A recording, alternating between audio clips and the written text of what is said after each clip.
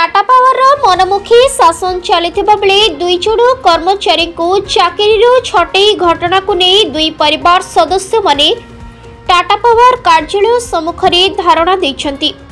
ब्रह्मपुर ओडिशा बिजुली कर्मचारी संघर दुई जन कर्मचारी तरुण स्वाई सीमांचल गौड़ को बिना कारण टाटा पावर चाकरी बहिष्कार करिछि।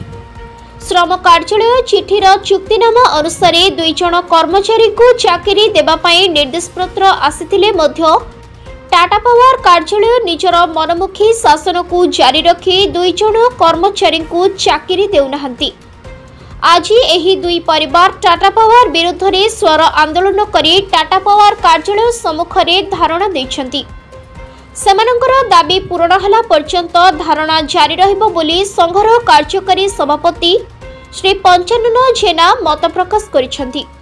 जो पंचानन जना ओडिशा बिजुली कर्मचारी संघर कार्यकारी सभापति आज जो धारणा है कोन आज धारणा है जे हमर दुई जन कर्मचारी जो माने सीमांचल गौड़ तरुण स्वाई एमानकु अन्याय भाव छटई करा श्रम ऑफिस रे राजीनामा हेले करबा पई से अनुसार चिट्ठी आसला श्रम ऑफिसर नियुक्ति देकर 7 दिन भीतर रिपोर्ट दिए बोली कार्यकारी कले निर्वाही जंत्री हिंदड़ी गार्ड सी आदेश देले रखापी कथा शुणिले ना।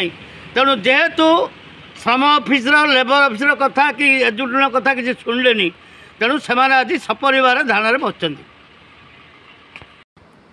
गंजामरू ज्योतिरंजन गौड़ रिपोर्ट संघर्ष टीवी।